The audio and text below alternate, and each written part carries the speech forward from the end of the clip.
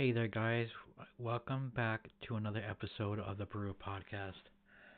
As you can see, I'm doing another solo episode. Um, I am sorry that we haven't done any podcasts for a few months now, and the reason for this is that I lost Craig. He um, he passed away on the 18th of December, 2018.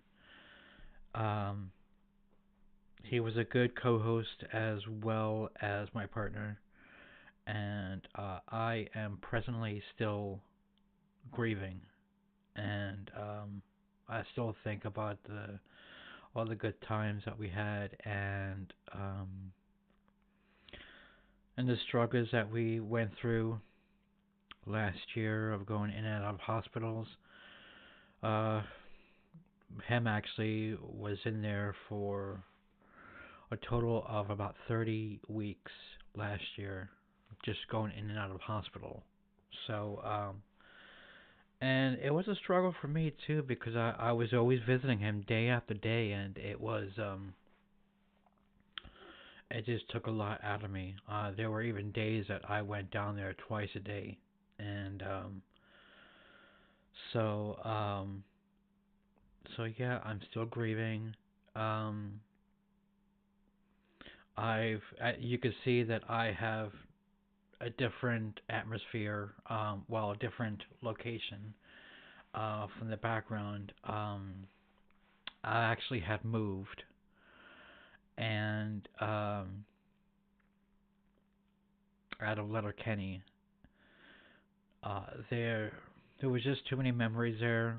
Our lease was almost up, so it was it was flowing into a good plan as because the day that he went down to Galway, which was to get a fourth stent in, I went to look at a house, to view it because our lease was just about up, and he wanted me to do it even though that he wanted me to go with him down to Galway, and but he did trust my judgment of this house. Um,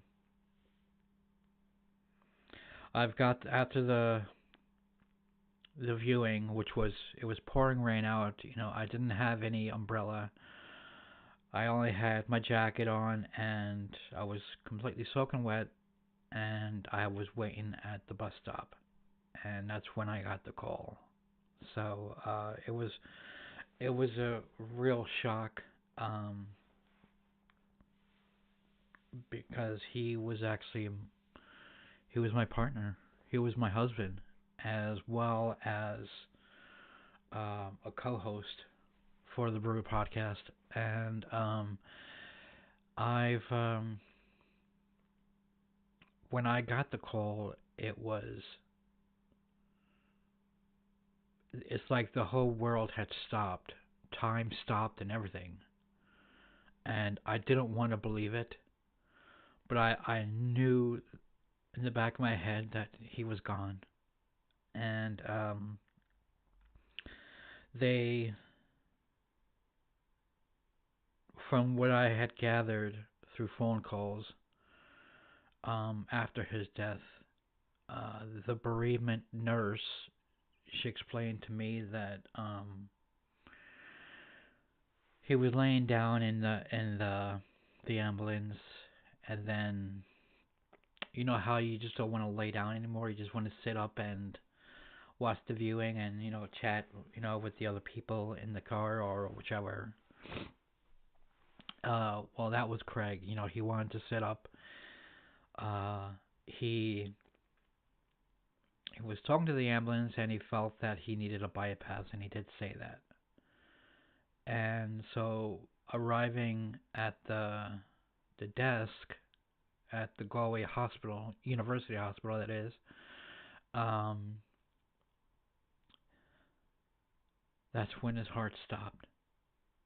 They did CPR for about 50 minutes, and then that's when they considered him dead. Um, I I wish that he was still here. Um, there were times that I actually wish um I knew that he was in a lot of pain and the pain was getting worse. And I kind of was on denial, but my family they've been saying that he's been getting worse, and even from Craig he says he told me that it just came to a point that since he has cellulitis, you know how you touch someone's leg and it's cold. Well, he was burning. His legs was actually literally burning, and which was why they had to apply this special cream. And so I miss his presence, um, his company. Uh, so I stayed with my family back in Derry for a couple of months. I wasn't going to go back to the Letterkenny house or not the Letterkenny apartment because there was just too many memories. It's just I know if I went back there, it would just be crying and what do I do with myself then? So so I stayed with the family. They were a really good support system there, and they all legendary.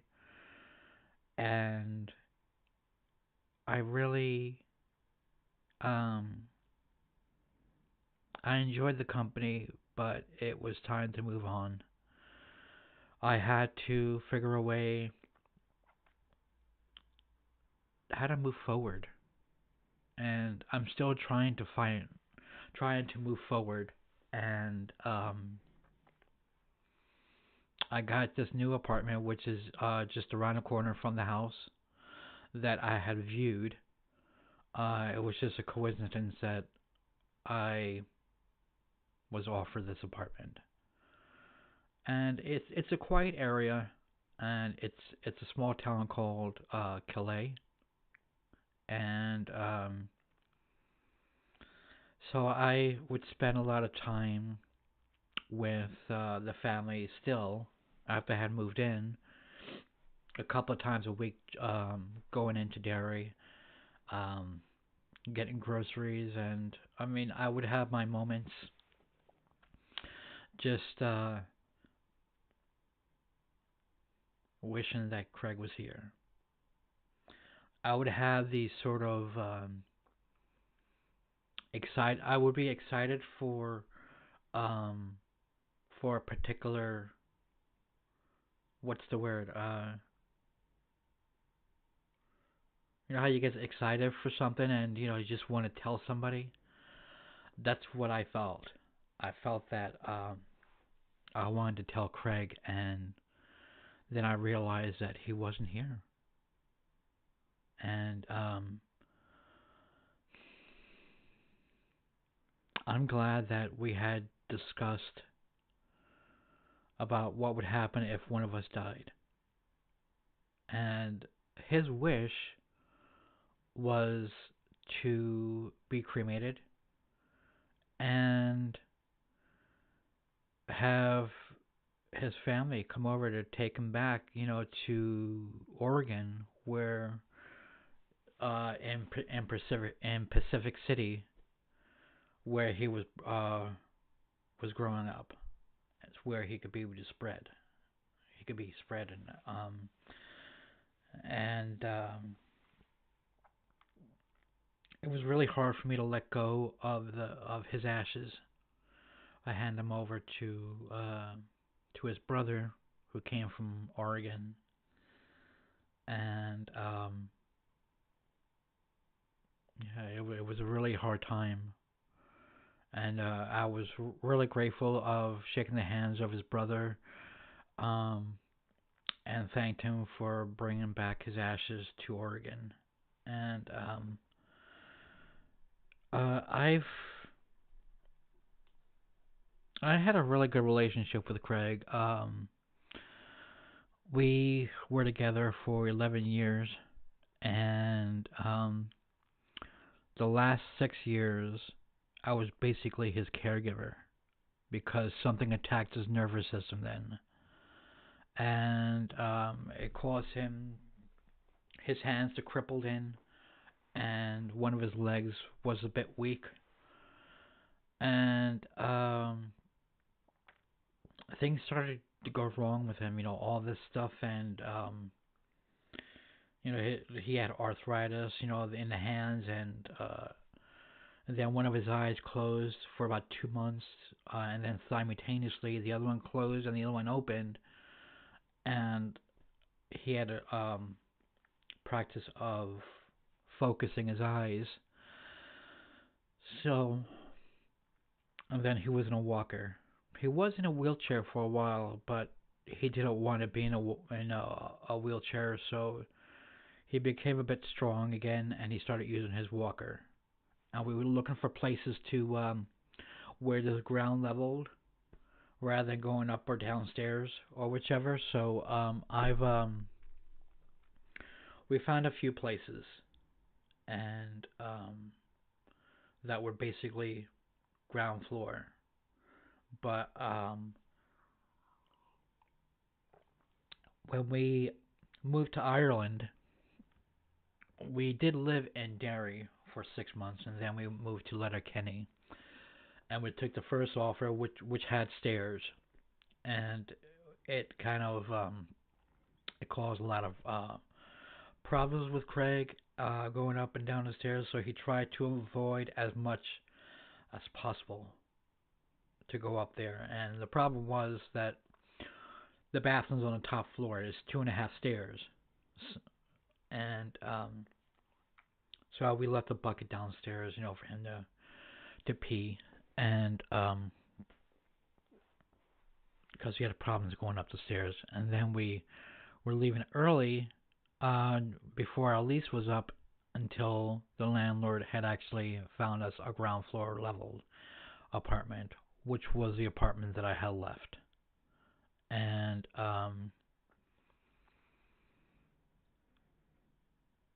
I've actually I kind of liked the apartment. It was really big, um, but when I viewed the house here in Calais, it was just as better, and we were a bit close to Derry to see the family more often. So I'm just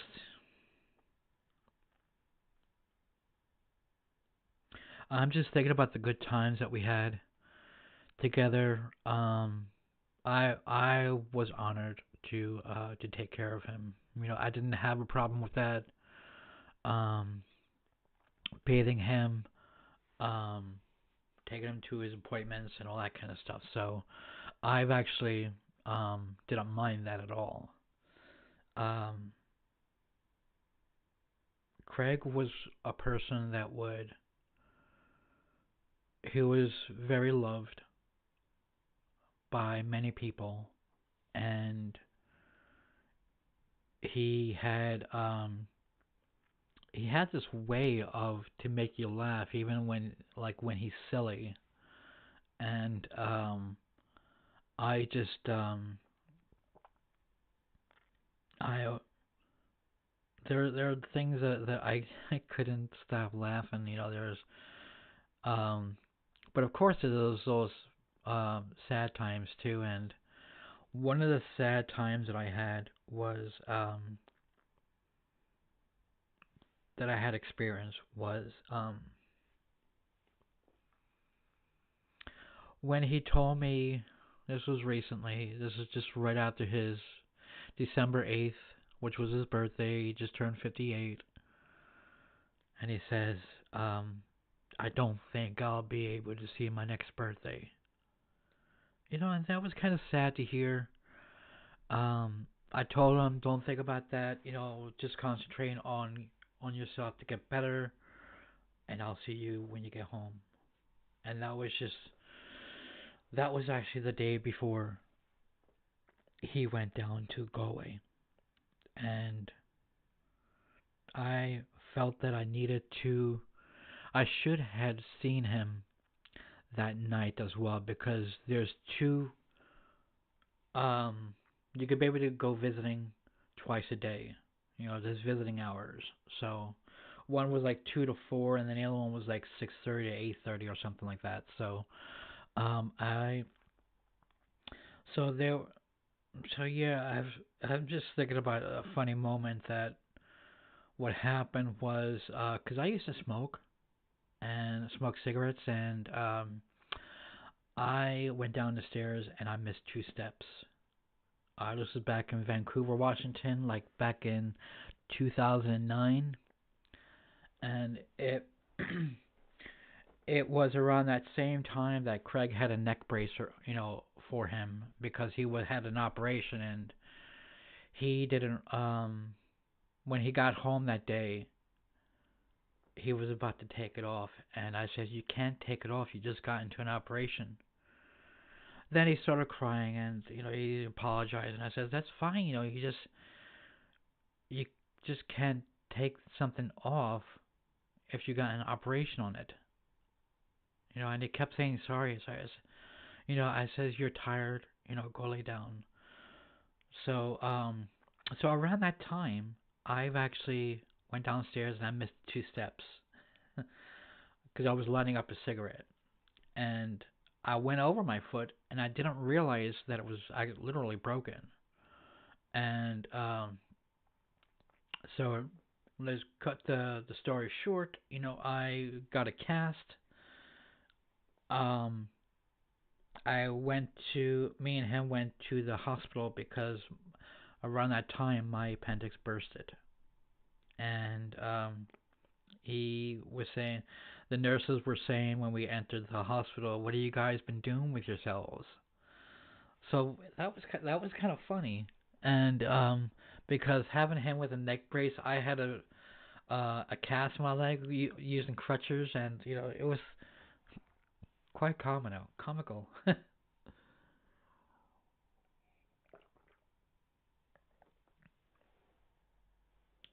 So what else are we going to be discussing about him?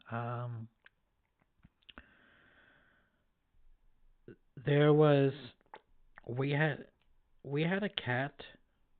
Um, it was basically Craig's cat. It was a chocolate point Himalayan Siamese,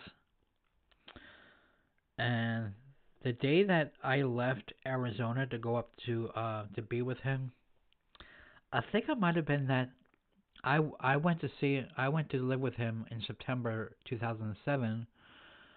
It might have been at the end of that year, or it might have been it was close to Christmas 2008. So and I wanted to do something nice for Craig, for his birthday, and get him another cat, and also a companion with Buster, the other cat, and so I was looking online. I met a friend. We're friends now. We're good friends. Me and my friend Marcia. So I've actually had an interview one day, and she brought down all 4 cats from one litter, and there was 2 boys and two females, and I went in for an interview, and so I just missed her, and me and Craig were planning on getting one cat, so I went in. After I finished my interview, I went out into the mall, and I wanted to see the cat, and he didn't say anything. So I looked in, and there was like 2 sets of eyes staring at me. I says, "What did you do?" He says, "Oh, I got 2 female cats." I says, "Craig, you're nuts." You know, uh, he says, "Well, they're sisters, and I didn't want to break them up. So I just took that in consideration, and so we had three, which right before we went to Ireland to move, we had to get them up, and that was a really sad part. One of the black cats, Bella, which was kind of like my cat because I was really close to her, and she did her own little thing, and her sister stuck by Buster, so them two were pretty much close. So I gave Bella away, and it broke my heart, and Craig wanted to hold me after she left. You know, the young mother, along with Bella, and that's when I knew that I wasn't going to see Bella anymore. And I did end up getting a couple photographs, from her, from her new owner. And Craig says, "I understand you're upset. I'm upset too. Um, I know what's going to happen. When Buster and Augustina would leave." I told him that, and luckily at the very last minute, it was like the 2 nights before or something like that, that the neighbor upstairs, which I had left a note, to give me a buzz, and he ended up taking them. And I it was kind of sad because I mean he says that he'll find find them homes, making sure that they stay together, but he ended up keeping them, from what I heard. So then he had four cats, because he had two of his own. He loved cats. He was in the military, and so yeah, it was just what was sad about is that the night before we we were leaving, I told him, "Do you want to go up to see Buster?" And he says, "No, that's fine." So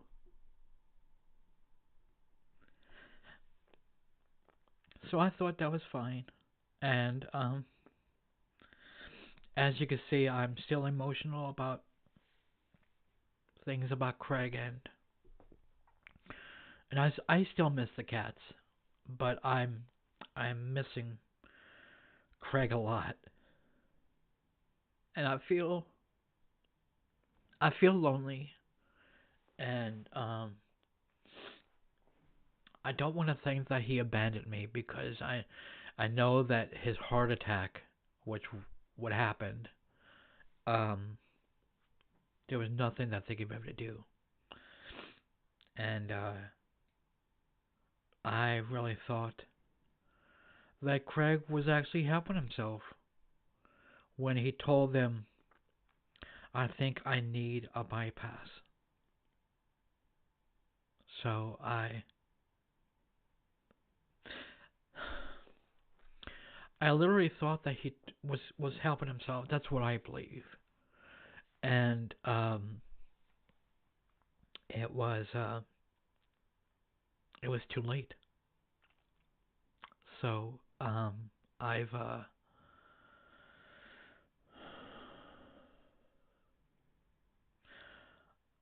I am going to try to move forward um, the best I know how. He doesn't like to see me upset, doesn't like to see me cry, because he even said that to me. And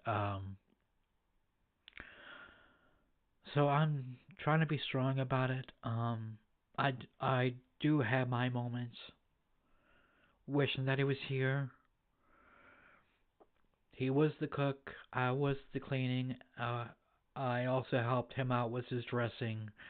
bathing him and all that kind of stuff. So I've I have to learn how to live on my own again because we were basically together 24/7 for the past 11 years. And before that, I lived on my own. So I have to reprogram myself to be able to live on my own, which is why I had to take this apartment. Because if I didn't, I would probably not get another opportunity of an apartment here in Calais, which is really close to Derry. So it may not be for another while yet. So I don't know. So but I am moving forward. I've The apartment's nice, and this is actually the spare room, which I will be starting my workouts again, which I have stopped for about 2 years, and I need to get back to working out again. And I just throw I have a couple of poles, clotheslines and not clotheslines, uh a clothes horse where I could be able to put my clothes in to hang them over. And so once they're all dried, I'll put everything at the side and I can start working out again. Because I'm going to start that sometime in, on Monday actually, is when I'm going to be starting to work out again. And I really am sad that I had to break the news to you guys about Craig, but I didn't want to leave you out knowing that um, not knowing that he passed on. And so I am I'm going to leave it from here. I want to thank you guys for watching, listening in to this episode. I'm really sorry that I'm actually doing this on my own again, and I am going to try to find another co-host, a permanent one, and if not, right away. Right now, it will probably be temporary. If I could find somebody, probably a friend of mine would come over every once in a while and do a podcast with me, which would be great. Because that's what podcasts are about. To be able to discuss each other about certain topics, and because I know it's kind of boring just listening to one person talk into a mic, into a webcam, and I think it's more fun, if you have interaction. So, but anyways, I am going to let you guys go. So thanks for watching, and I will keep an eye out for any updates on Twitter, um, our Facebook page, and I will catch you guys soon. So you guys take care and enjoy the rest of the week.